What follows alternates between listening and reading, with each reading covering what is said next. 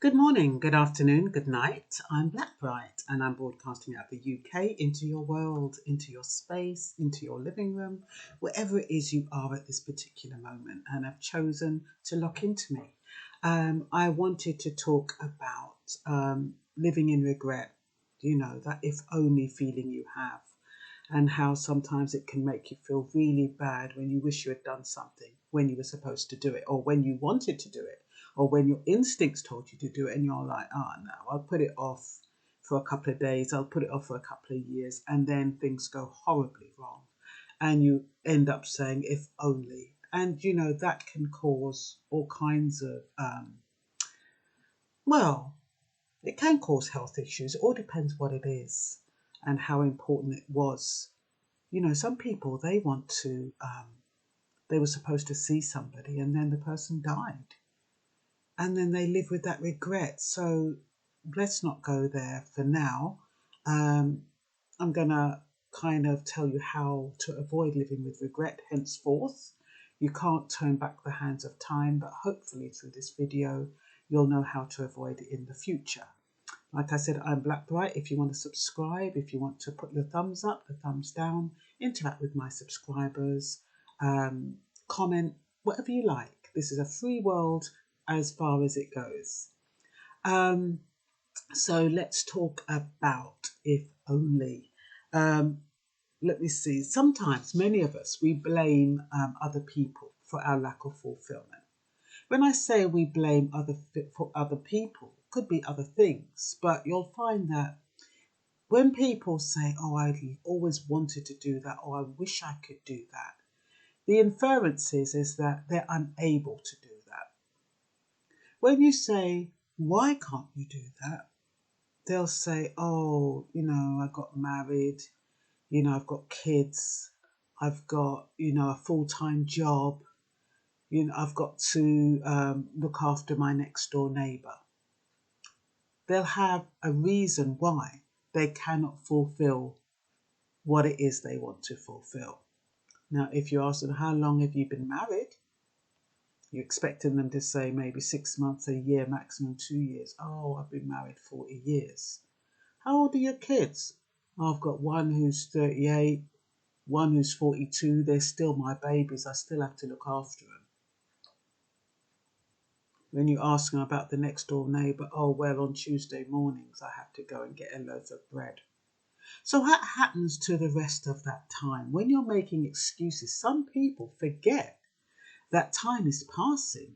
Some people forget that they've been married for 40 years. It just seems like it was yesterday. Some people forget that their children are grown adults, and yet they make excuses, not fulfilling their own dreams because they have somehow got their children in the back of the mind that they still need to look after them. That time the children has left the roost some of the times. Sometimes even if they're living in the house, they're doing their own thing. They're not thinking about you. They're not thinking that they're in the way of fulfilling their dreams. If you was to say to them, oh, I put this off for you, I never did this because of you, they're going to say, don't blame me. If you wanted to do it, you should have done it. You are responsible for your own happiness. You are responsible for your own joy. You are responsible for your own bliss. And sometimes I wonder if people are actually afraid, well, some people are actually afraid to be happy. They're actually afraid to feel fulfilled because they won't have anyone to blame and they won't have anything to make them feel not wanting anything, that they have to make an excuse why they don't fulfill their ambitions. Because sometimes if can you imagine if you was happy, what would you complain about? Can you imagine if you achieved your dreams? What excuses could you make? And sometimes we develop a habit of making excuses. We develop a habit of complaining. We develop a habit of lack, of not having. And we do not realize it's a habit. We get so used to making excuses and putting obstacles in our path, but half the time we don't even realise we're doing it.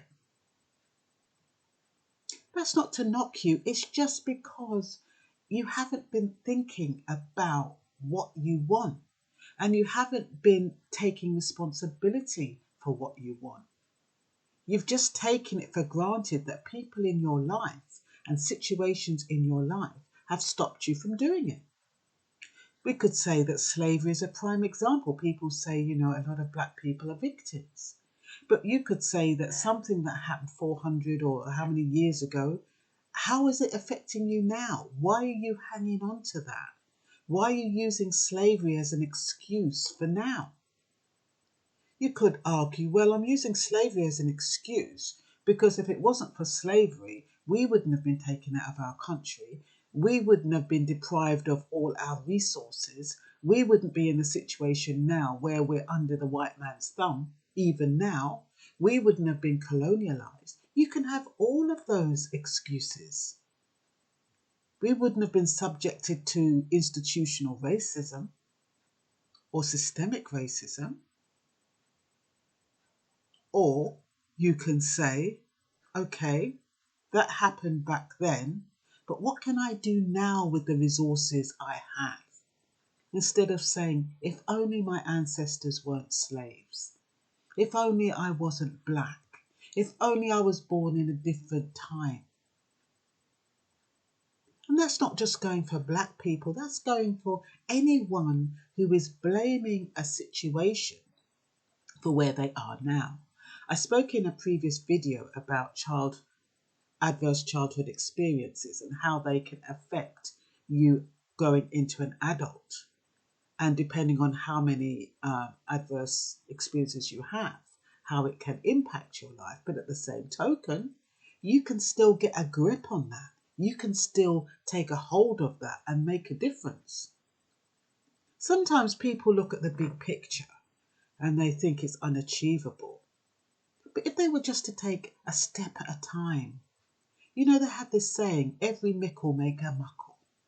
What that means is every time you put away a penny, it can end up into pounds. It can end up into hundreds of pounds and thousands of pounds through due diligence.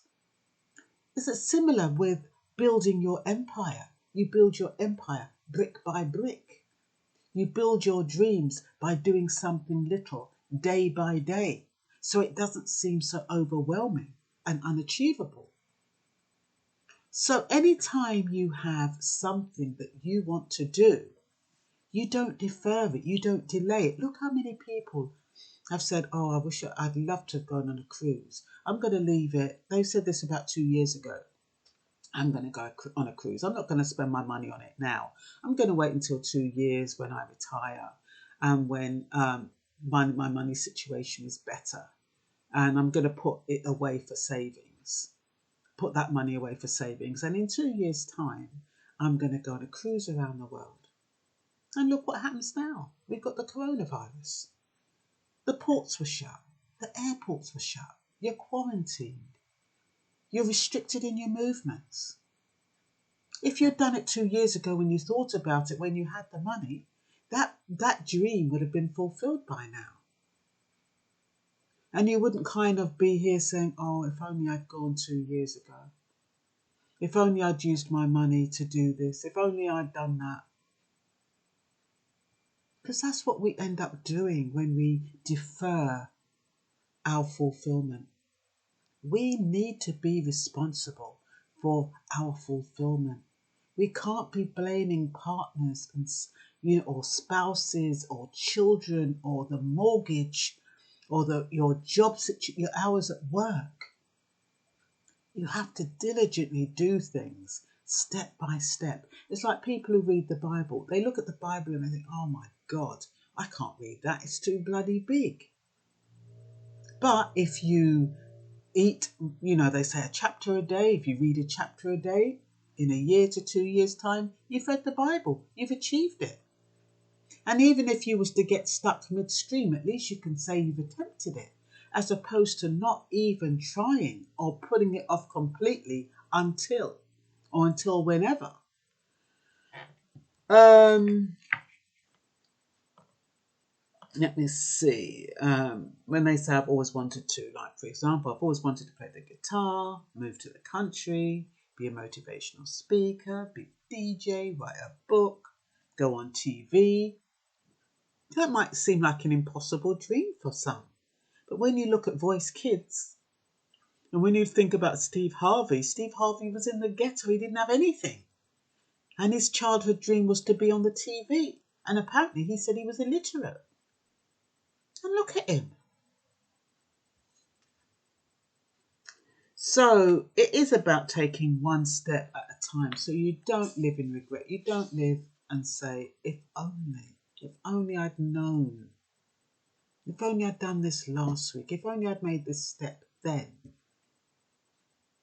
It's like when people want to speak to people and they put it off and put it off and put it off.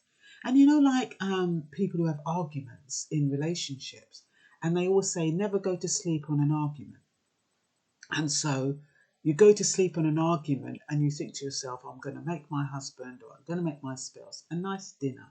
I'm going to take them out this evening. We're going to have a nice glass of wine and we're going to talk about our problems. But in the morning, you're still angry and you let that person go off to work. You let that partner or spouse go off to work. And then you get a phone call that that person has had an accident, a debilitating accident. Then you end up saying, oh, if only I hadn't argued. If only I spoke to them before they left in the morning. If only, if only, if only. I remember when my mother became palliative and I had a few things to tell her, you know, because I knew she worried about me. I knew she worried about the choices that she had made that she felt affected my life. Regardless of how well I was doing, she still felt as though she could do better. And it was important for me one day to tell her that she had done a good job, that she shouldn't have any regrets, that I was okay. And so that morning I drove down to London and I told her exactly what I wanted to tell her. She was in that phase where she was unable to communicate, but she could hear. And I remember when I told her, she smiled. And I thought, okay, you've done it. Even if you don't do anything else, even if you don't see her again, you told her to forgive herself, to not worry, to not feel guilty. And that felt good to me. I had a sense of release. And I didn't always feel like driving down to see my mum. But if I did get the urge, if my instinct told me to, I went. So that way, when she passed, I didn't have no feelings of regret. I never thought, oh, if only I'd gone to see her. If only I'd said that. And that's what sometimes happens. If you don't say things when you have the opportunity or when your instincts tell you to say something, you will have regret. And the same thing, if you don't do something that your instincts tell you to do and when to do it and you defer it and keep putting it off, you will always regret it. And it's not something you can even turn around and make right once that time has passed. Circumstances change. So when you're thinking about avoiding regrets, it is about doing what you want to do, what fulfills you as and when you have the first opportunity to do it. If you don't feel anything, or if there's nothing you want to do, I'm not asking you to invent something. But there are those who really have a passion and who really want to do something, and they're blaming all kinds of circumstances why they're unable to do it. And yet, in reality, nobody can stop them. Yes, it might seem selfish if you're in a relationship, but if you've chosen well, your partner should be able to say to you, okay, I understand. I understand it's going to take you away from me for a few months, for a few weeks, for a year, but I understand this is important to you. I understand that you need to do it. Some people, if you're insecure, they say, oh, I gave my husband all this money for him to go to college, or for him to go to university, and he went off and married someone else, and he never came back. Yeah, it's a risk you take. If it's for you, it will be for you. Sometimes you let the bird fly. You let the bird fly, and if it's meant to come back, it will come back. And so, yes, you take risks when you allow your partner to be the best that they want to be. Allow your partner to follow their dreams. But you'll regret it if you don't. And for the person who wants to fulfill that dream, you'll regret it if you don't take responsibility for fulfilling that dream. I'm not talking about whimsical dreams or, just going off on a whim. I'm not talking about that. I'm talking about these passions that people have deep within their gut. Maybe it's to sing. Maybe it's to, like I said, play a guitar. Maybe it's to be a writer, but they feel obligated to their family. It's like a lot of people, they put their lives on hold until their children grow up. And they think, oh, well, when my children grow up, I'm going to go around the world, or I'm going to do landscaping, or I'm going to do interior decorating. When their children grow up, they become sick. They have health problems. They can't do it. The money that they thought was coming in doesn't come in for some reason. And then they end up saying, oh, if only I did it when I had the opportunity. If only I did it when I had the chance. Because a lot of times you might have the resources now, and you might think you'll always have those resources. And sometimes those resources are usurped for some reason or another. The situation you are in now doesn't mean you're going to be in that situation 5 years, not even 5 months down the line. We know that with the coronavirus, even with Manchester, they locked down midnight of the night before. Those people didn't even have a chance to do anything or plan or prepare. Boof, just like that. And the same way with these local lockdowns, you do not know what's going to happen. Even like a packet of biscuits, you could say, oh, I'd love a packet of biscuits. And then you think, oh, no, I'll wait until the weekend and I'll do the weekend shop. Boof, lockdown. Boof, you can't go to the shop. Only certain people can go to the shop. That packet of biscuits is on the shelf and you're at home feeling deprived. Oh, I wish I'd got those biscuits when I had the opportunity. See, what you want, what you need to fulfill yourself doesn't have to be big. It doesn't have to be major. Yesterday I went to put on my TV and it seemed like the battery, when I looked at the back of my remote, it was all white. So the batteries had this, well, the batteries weren't any good in it. I could have said, okay, I'm going to wait until whenever, because I've got another TV. I don't really have to watch that one. I could have said, I'm going to leave it. But no, I didn't. I thought, let me order it now online. I don't have to go out. I'll order it online. It's not like batteries are going to cost me an arm and a leg, although that they could be expensive for some people. But let me get the batteries now so I have them. If there's a lockdown in 2 days' time, I know my batteries will be arriving tomorrow. And it is about doing what you can while you can. People say to me, oh, I don't know how you find the time to work full time, to do your videos, to do your magazine, to do all the things you're doing. And, on top of that, I've got a partner, I've got children, I've got grandchildren. I socialize. I like to think I'm a good community member, talk to my neighbours, stuff like that. How do you fit all of that in? Yeah, some things I have to sacrifice. And whoever knows me, they know they can't get all of me. They have to be satisfied with a part of me or not have anything to do with me, more or less, because that is who I am. You're not going to be able to have all of me. So, and that is how I manage it. I can, if I want to see my grandchildren, I'll call my daughter and I say, look, I really have an urge to see my grandchildren. What are you doing today? And she'll say, oh, I'm doing something in the morning, but this afternoon I'm fine. And then we'll go and do that. If I fancy seeing my daughter and I want to spend some quality time with her, I might have to infiltrate that in my plans. I might be going to London, I might be going anywhere, and I'll be saying, do you fancy coming for a ride? Or do you fancy there's some company? Or do you fancy keeping me company? And I get an opportunity to spend that time with my daughter when I get the urge to do that. And that's how I fit everyone in. My partner will say, oh, do you have to do a video tonight? Or do you have to do so much research or whatever? Doesn't really come out like that. But sometimes I get the sense that he would want to spend more time with me. But I have to say, well, look, I'm working on this between this time and that time. I can probably, if we can have some quality time over the weekend, or we can have some quality time on this day or that day or whenever it is. But it's about doing what's good for you, because if I'm miserable, if I don't get to do, like, I find these videos really fulfilling.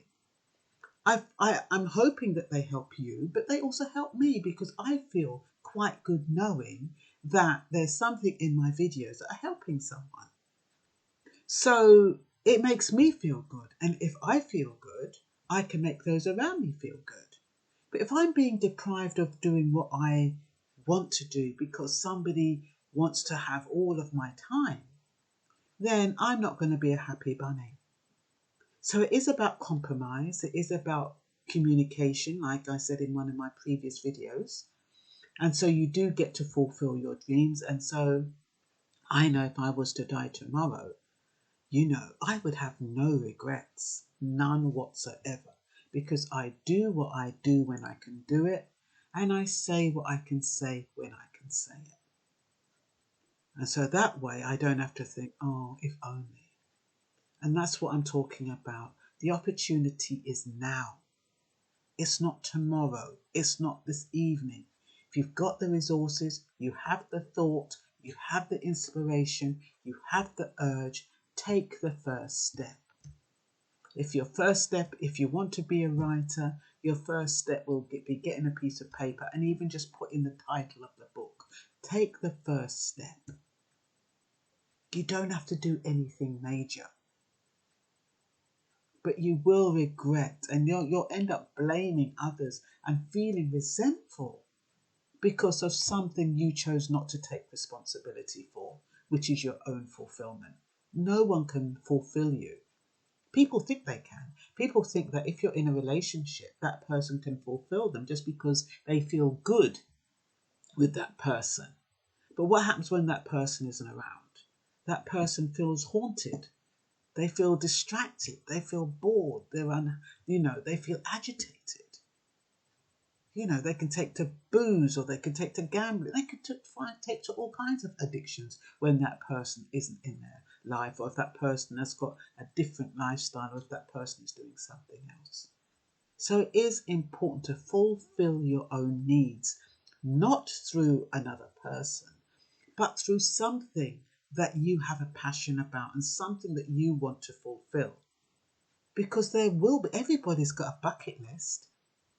And yeah, it might be to get a lovely house, and you spend all your bloody time putting on the lottery, hoping that that's going to give you your house. But it's not, because you're going to be left in suspense until those numbers come through, and then, oh, you don't get the numbers. So that's thinking, oh, my that dream is not going to come. When if you're putting down that £5, whatever it is, diligently, you might have a deposit after a few years. So step by step, peeps. Let me think. Be accountable for your actions. Like I said, some people might be afraid to be happy, resistant to joy. They find excuses why they're not happy. Are you complicit in a blame culture? You need to be responsible for what you want. Because if we get into blaming others for what we do not have, or for not achieving our goals, you're always going to be in regret. You have racists who blame immigrants for not having enough housing, not having enough jobs. Instead of them going out and sorting themselves out, they look for somebody to blame. You have the Home Office blaming the asylum seekers for trying to come into the country when they have laws that say that they are open to genuine asylum seekers. They don't even wait to see if they're genuine or not, but they blame the asylum seekers for using up resources, for wasting their time. You have, well, people just get a kick out of blaming people. You know, they just have to blame. You know, I didn't get that job because I'm black. I didn't get that job because that person didn't like me on the panel. Blaming. Instead of looking at themselves and thinking, you know, if only I had done more research, if only I had prepared myself better. You know, take some responsibility so you don't live a life of regret. Some of the stumbling blocks and the obstacles, some of the excuses that people make. If only I wasn't married, if only I didn't have kids, if only I wasn't working full time, if only I didn't have to look after an ailing parent. You can slow down. These things slow you down. They don't stop you. You do realise that. They don't have to stop you. You know, you're not on call 24 hours regardless. Unless you're one of these health workers. And even then, that is their choice. Because some of them, they want to get to overtime. So they do the extra hours. And when they do the extra hours, and, you know, they've neglected their family, they've neglected their spouse or their children because they're making the money, they're making the bucks. And then next thing you know, the husband's gone about his business or the wife has gone about her business. And, oh, if only I hadn't spent all those hours at work. If only I'd been there to nurture my wife. If only I'd been there to nurture my husband. If only I'd been there to look after my children. The children are running rampant because the spouse is out doing all the work. And yes, they'll say, but I need to work all these hours. The bills need to be paid. And then you end up, you don't even have a house. The spouse is gone. You can't afford the house by yourself. The kids are in trouble all the time, not doing well in school. So it's you know, you have to weigh up the pros and cons. It is about making sacrifices. It is about making compromises. But most importantly, it's about taking a step at a time at what you want to achieve or what it would take to make you happy. One step at a time.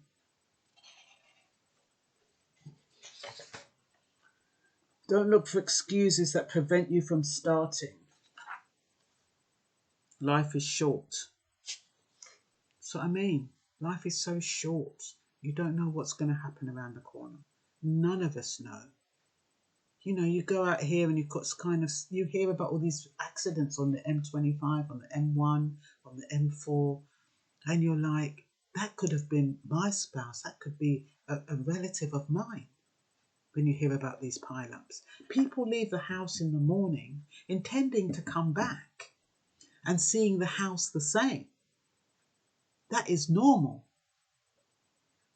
And they don't stop to think, oh, supposing this happens, supposing that happens. What plans have I got in place to mitigate if this happens or if that happens? Just saying, it's not a very pleasant subject, but if you come back home and maybe the house is ransacked and somebody's kidnapped your spouse or whatever, and there's not much you can do about that, but there may be something that you could have done. I don't know, that's probably a bit extreme. But the fact of the matter is, it is about making sure that when you leave the house in the morning, you leave on good terms. I think that is where I'm going with that. You leave on good terms. When you say, see you later, love, drive safely, say a prayer, don't take anything for granted. When I leave my house, anytime I get in my car, I'll say, Lord, guide my going out and my coming in and all my footsteps in between. So if I forget to say it the next day, all my footsteps in between will be counted in the next time I remember.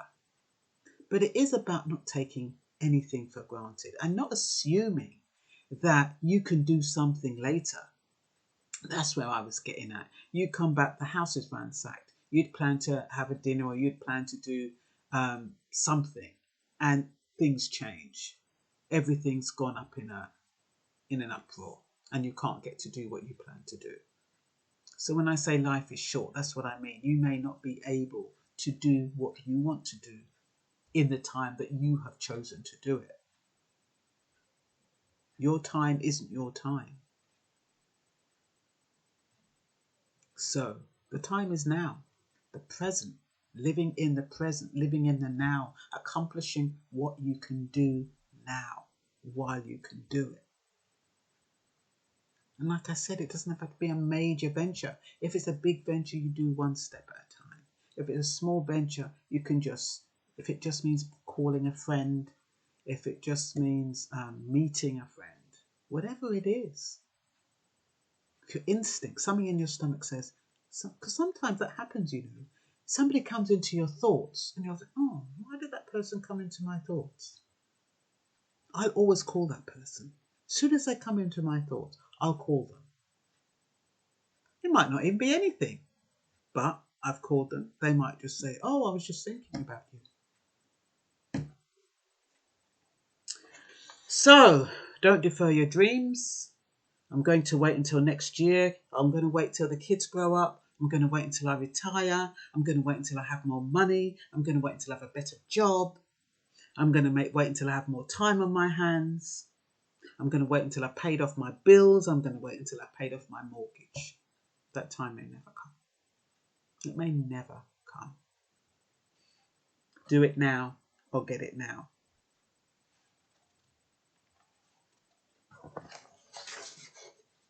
Take the bull by the horns. You never know though, because so many things happen.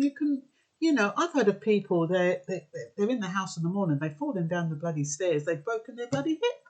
Next thing you know, they're disabled. They can't even do a job. Some people think, I'm going to work until X amount of time and then I'm going to do A, B, C, D, and E. Something happens and they can't bloody work. That's what I'm saying. You can't think like that. When you want to do something, you can't think about when it's convenient for you to do it. You have to think about, I have the resources to do what I want to do now. No one's going to stop me. I'm going to do it now.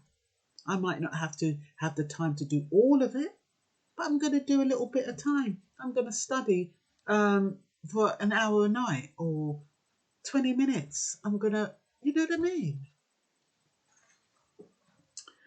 So, I don't let anything stop me from doing what I love to do.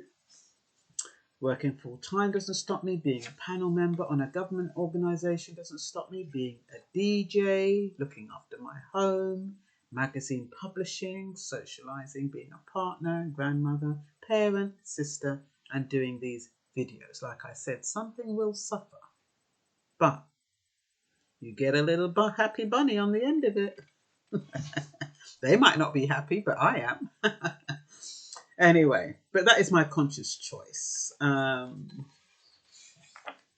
do find doing these videos fulfilling, and I can put them on hold for a day or two while I attend to my domestic needs and other needs. But it does make me feel happy. So like I say, you do a little, don't stop. So sometimes I do 2 or 3 a day, depending on my circumstances, or I might do one every couple of days. It's just the way it goes, really. But I do know that if I don't do a video, it's because something important that requires my attention has come up, and I will give that thing my attention. I'm not going to put these videos over and above important important things that are important not only to me but are important to other people. Like supposing my partner says, look, I'd like us to go for a drive, or I'd like you to accompany somewhere. I'm not going to say, oh, no, I can't come because I've got to do a video. No. But if I'm doing a video, or I plan to do a video, and he says, oh, I'd like us to go to Redbridge, I would say, oh, well, give me a couple of hours and I'll be ready. So it's about compromise. You know what I mean?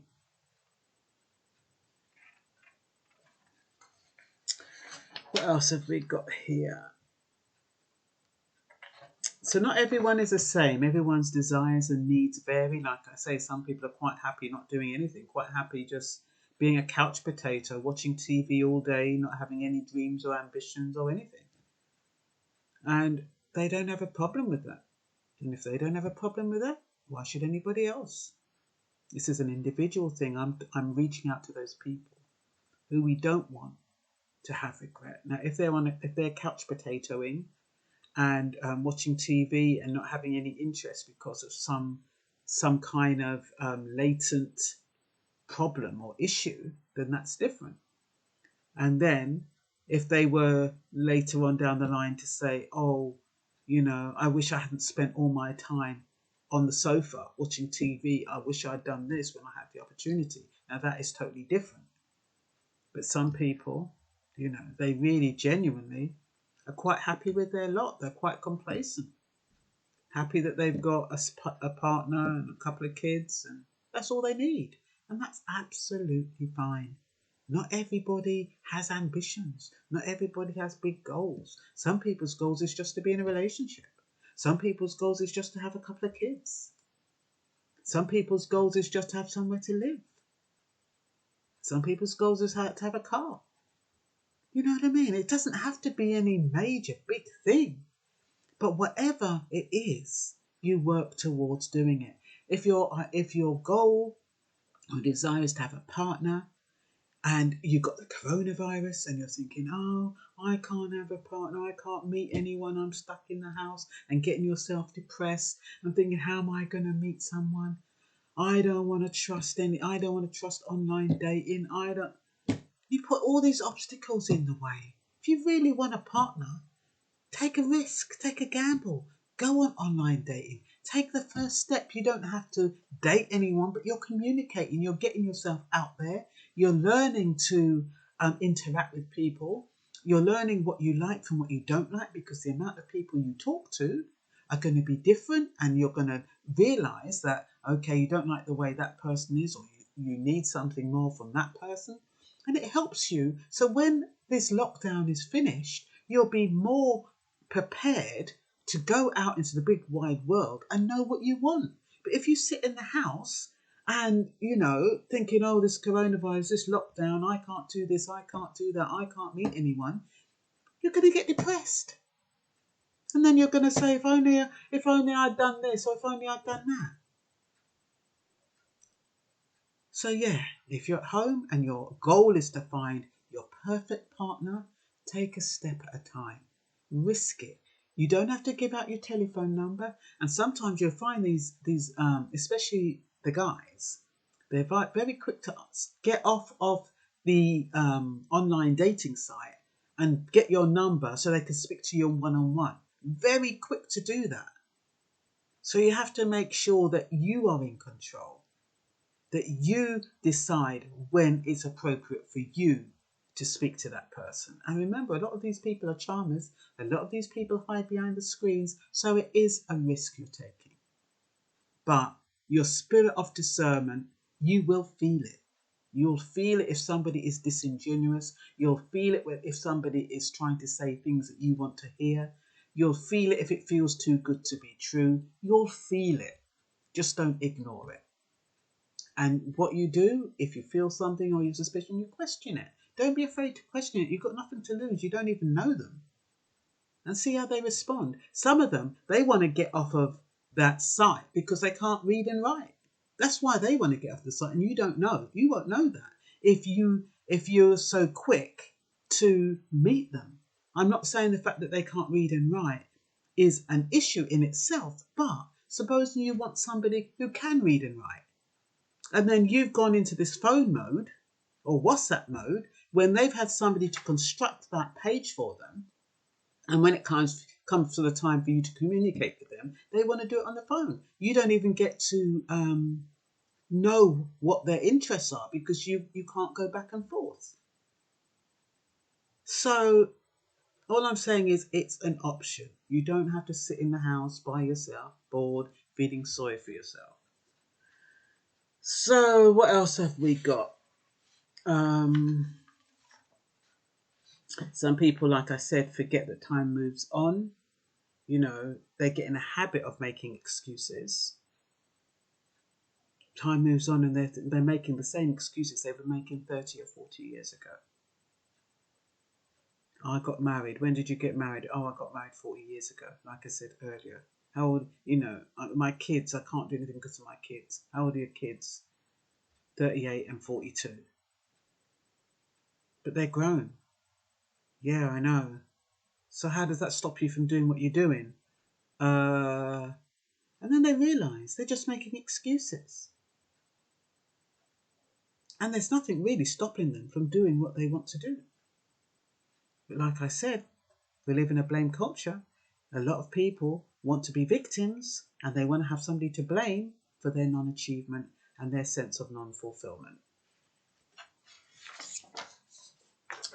So, what else have I got here? I think that's it, really. Some people, well, just to close, some people say they really want to do something